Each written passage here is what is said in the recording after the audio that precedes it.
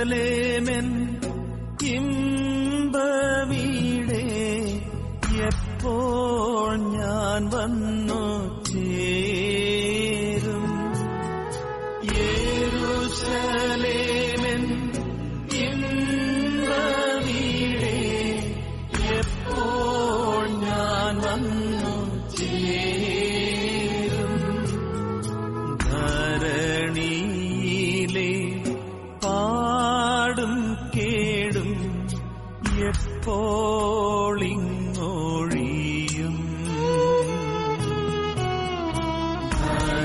ധരണിയിലെ പാടും കേടും എപ്പോളിങ്ങൊഴിയും.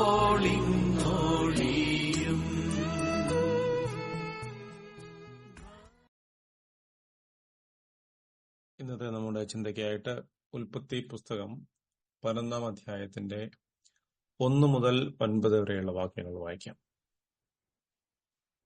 ഭൂമിയിലൊക്കെയും ഒരേ ഭാഷയും ഒരേ വാക്കും ആയിരുന്നു. എന്നാൽ അവർ കിഴക്കോട്ട് യാത്ര ചെയ്ത് ശിനാർ ദേശത്ത് ഒരു സമഭൂമി കണ്ട് അവിടെ കുടിയിരുന്നു. അവർ തമ്മിൽ, വരുവിൻ, നാം ഇഷ്ടിക അറുത്ത് ചുടുക എന്ന് പറഞ്ഞു. ഇങ്ങനെ അവർ ഇഷ്ടിക കല്ലായും പശമണ്ണ് കുമ്മായമായും ഉപയോഗിച്ചു. വരുവിൻ, നാം ഭൂതലത്തിലൊക്കെയും ചിതറിപ്പോകാതിരിപ്പാൻ ഒരു പട്ടണവും ആകാശത്തോളം എത്തുന്ന ഒരു ഗോപുരവും പണിക. നമുക്ക് ഒരു പേരുണ്ടാക്കുക എന്ന് അവർ പറഞ്ഞു.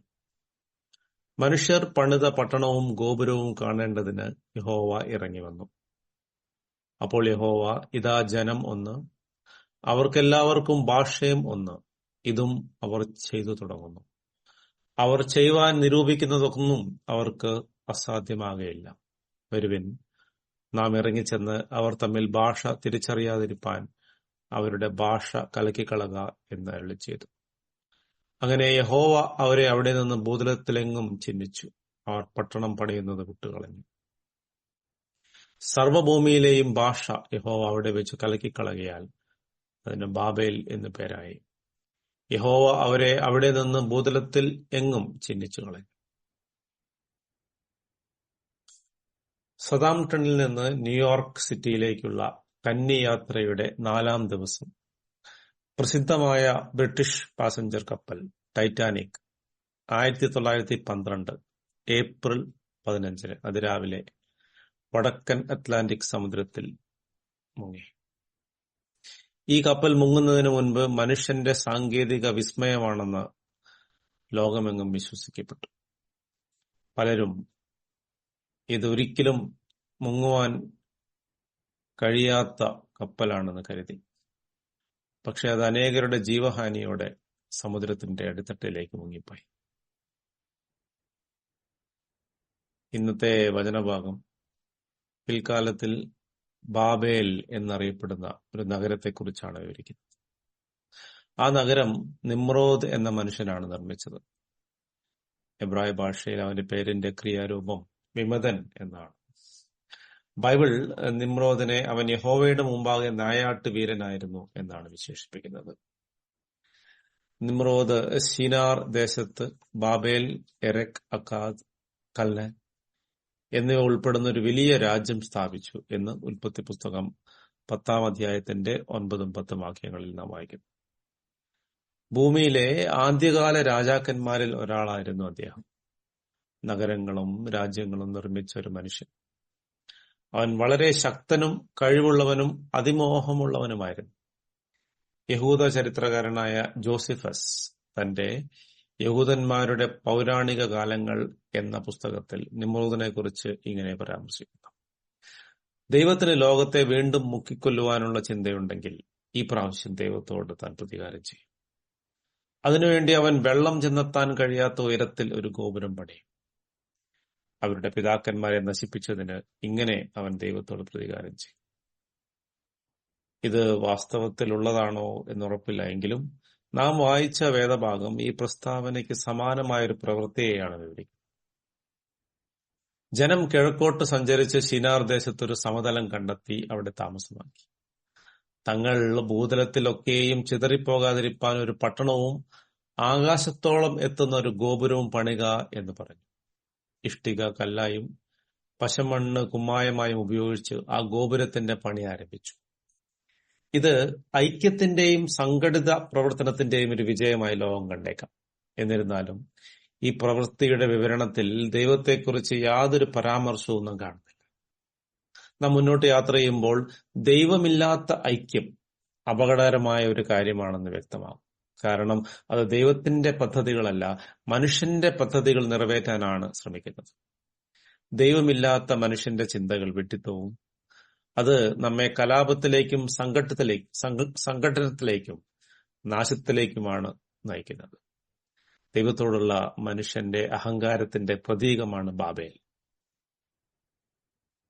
ശിനാർ സമഭൂമിയിൽ സ്വർഗം വരെ ഉയരുന്ന ഒരു ഗോപുരം പണിയുവാൻ അവർ പദ്ധതിയിട്ടു. അതിനുള്ള വൈദഗ്ധ്യവും നിശ്ചയദാർഢ്യവും അവരുടെ പക്കലുണ്ടായിരുന്നു.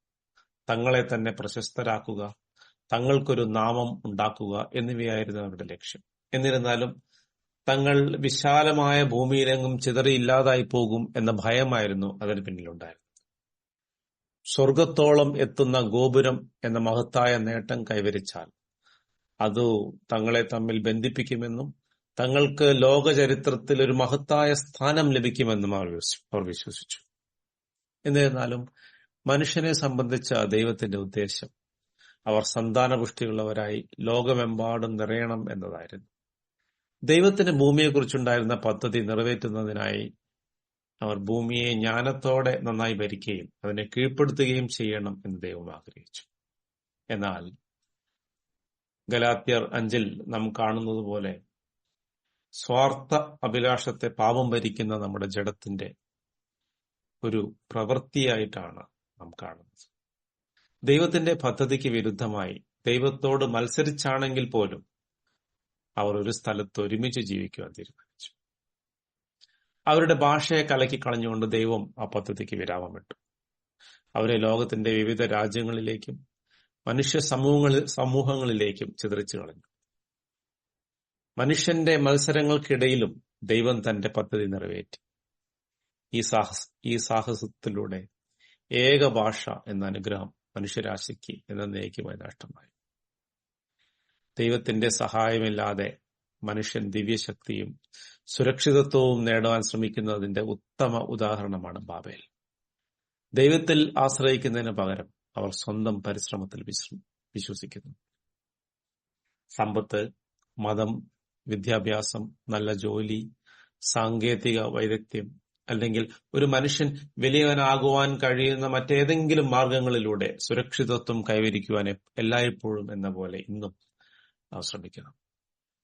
ഒരു ചെറിയ സ്പർശനം കൊണ്ടോ വാക്കുകൊണ്ടോ ദൈവവിരുദ്ധമായ മനുഷ്യ പദ്ധതികളെ പരാജയപ്പെടുത്തുവാൻ ദൈവം ശ്രേഷ്ഠനാണെന്നുള്ള ബാബേലിന്റെ പാഠം അവർ മറന്നുകളയും. എന്നാൽ തിരിച്ച് ദൈവത്തിന്റെ പദ്ധതികളെ വിജയകരമായി അട്ടിമറിക്കുവാൻ മനുഷ്യന് ഒരു കാലത്തും സാധിച്ചിട്ടില്ല. ചരിത്രത്തിൽ വളരെ കാലം കഴിഞ്ഞ് ബാബിലോൺ എന്ന രാജ്യത്തിന്റെ തലസ്ഥാനമായി മാറി. അധിനിവേശത്തിന്റെയും അധികാരത്തിന്റെയും ചിഹ്നമായിട്ടാണ് അതെപ്പോഴും നിലനിന്നത്. യഹൂദ ജനതയെ തോൽപ്പിക്കുകയും അതിലെ ജനങ്ങളെ പ്രവാസത്തിലേക്ക് കൊണ്ടുപോവുകയും ചെയ്ത അതിന്റെ മഹാരാജാക്കന്മാരിൽ ഒരാളായ നെബൂഖദ്നേസർ ബാബിലോണിനെ അത്ഭുതകരമായ സൗന്ദര്യത്തിൽ പുനർനിർമ്മിച്ചു. എന്നിരുന്നാലും സ്വന്തം നേട്ടങ്ങളിൽ ആഹ്ലാദിച്ചപ്പോൾ ദൈവം അവനെ ഒരു കാളയെ പോലെ പുല്ല് തിന്നുമാറാക്കി. ആ കാലഘട്ടത്തിന്റെ അവസാനത്തിൽ അവൻ തന്റെ ബോധം വീണ്ടെടുത്തു. ഭൂമിയിലെ എല്ലാ രാജാക്കന്മാരുടെ മേൽ ജീവനുള്ള ദൈവത്തിന്റെ മഹത്വവും പരമാധികാരവും അംഗീകരിക്കുകയും ചെയ്തു. തിരുവെഴുത്തിന്റെ അവസാന താളുകളിൽ പരിശുദ്ധാത്മാവിന്റെ പ്രവർത്തനത്തിന്റെ ഫലമായി ഉളവായ ക്രിസ്തുവിന്റെ മണവാട്ടിയെ അവളുടെ സൗന്ദര്യത്തിൽ നാം കാണുന്നു. സാത്താന്റെ പ്രവർത്തനത്തിന്റെ ഫലമായ മഹദിയാം ബാബിലോണിനെയും നാം അവിടെ ദർശിക്കുന്നു. യോഹന്നാൻ അപ്പോസ്തലൻ ഇങ്ങനെ പറയുന്നു: പുതിയ യെരുശലേം എന്ന വിശുദ്ധ നഗരം ഭർത്താവിനായി അലങ്കരിച്ചിട്ടുള്ള മണവാട്ടിയെപ്പോലെ ഒരുങ്ങി സ്വർഗത്തിൽ നിന്ന് ദൈവസന്നിധിയിൽ നിന്ന് തന്നെ ഇറങ്ങുന്നതും ഞാൻ കണ്ടു. യെരുശലേം എന്ന വിശുദ്ധ നഗരം സ്വർഗത്തിൽ നിന്ന് ദൈവസന്നിധിയിൽ നിന്ന് തന്നെ ദൈവ തേജസ്സുള്ളതായി ഇറങ്ങുന്നത് കാണിച്ചത്. പതിനൊന്നാം വാക്യത്തിൽ അതിന്റെ തേജസ് ഏറ്റവും വിലയേറിയ രത്നത്തിന് തുല്യമായി സ്ഫടിക സ്വച്ഛതയുള്ള സൂര്യകാന്തം പോലെയായിരുന്നു. ക്രിസ്തുവിന്റെ മണവാട്ടിയെക്കുറിച്ചുള്ള ഈ ദർശനം കാണുന്നതിന് മുമ്പ് യോഹന്നാന് മഹദിയാം ബാബിലോൺ എന്ന വേശ്യയുടെ ദർശനം ദൈവം കാണിച്ചു കൊടുത്തു. അവിടെ നാം വായിക്കുന്നത് വെളിപ്പാട് പുസ്തകം 17-ാം അധ്യായത്തിൽ മഹദിയാം ബാബിലോൺ, വേശ്യമാരുടെയും മ്ലേച്ഛതകളുടെയും മാതാവ് എന്നൊരു പേർ അവളുടെ നെറ്റിയിൽ എഴുതിയിട്ടുണ്ട്. അവൻ ഉറക്കെ വിളിച്ചു പറഞ്ഞു, വീണുപോയി, മഹദിയാം ബാബിലോൺ വീണുപോയി. 18-ാം അധ്യായത്തിൽ നാം വായിക്കുന്നത് അവളുടെ ദഹനത്തിന്റെ പുക കാണുക, അവളുടെ പുക എന്നേക്കും ഉയർന്നുകൊണ്ടിരിക്കുന്നു.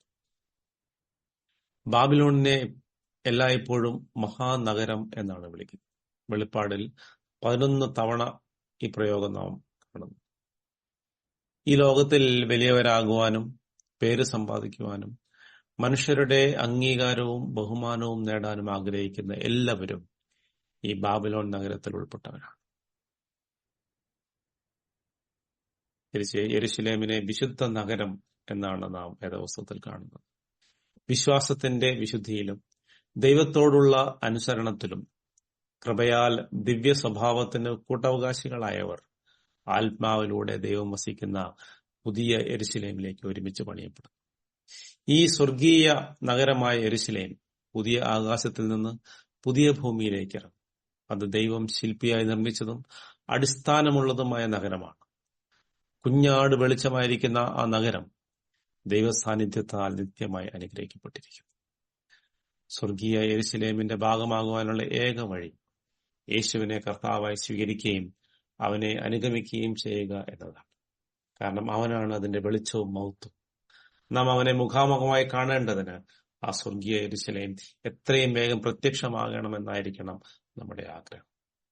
അതേസമയം ക്രിസ്തുവിന്റെ നാമം വഹിക്കുന്ന നാം നമ്മുടെ രാജ്യവും നമ്മുടെ സ്വന്തം നീതിയുമല്ല, പ്രത്യുത അവന്റെ രാജ്യത്തെയും അവന്റെ നീതിയെയും അന്വേഷിക്കണം. തന്റെ രാജ്യം ഐഹികമല്ലെന്ന് കർത്താവ് പീലാത്തോസിന്റെ മുമ്പിൽ പ്രസ്താവിച്ചു. ദൈവത്തിൽ നിന്ന് വേർപെട്ട് നമ്മുടെ സ്വന്തം പദ്ധതികൾ ആരംഭിക്കുന്നതിന് പകരം നാം അവനെ പിന്തുടരുകയും അവന്റെ കൽപ്പനകളും അവന്റെ പദ്ധതികളും നടപ്പാക്കുന്നതിൽ അവനോടൊപ്പം നമുക്ക് ചേരാം. ഈ നഗരം വിശുദ്ധവും ദിവ്യ സ്വഭാവത്തെ പ്രതിഫലിപ്പിക്കുന്നതുമാണ്. നമുക്ക് ദൈവത്തിന്റെ കൽപ്പനകൾ ശ്രദ്ധ വെച്ച് കേട്ട് അതിൽ തന്നെ നിലനിൽക്കാം. ദൈവനാമം നമ്മിലൂടെ മഹത്വപ്പെടുമാറാകട്ടെ. ഭാഗ്യതലമേ പരിമളസ്ഥലം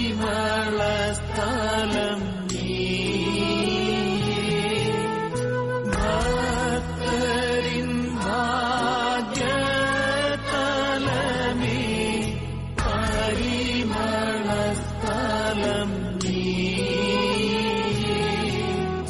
ദുഃഖം വിചാരം പ്രയത്നം നിങ്കലങ്ങില്ലേ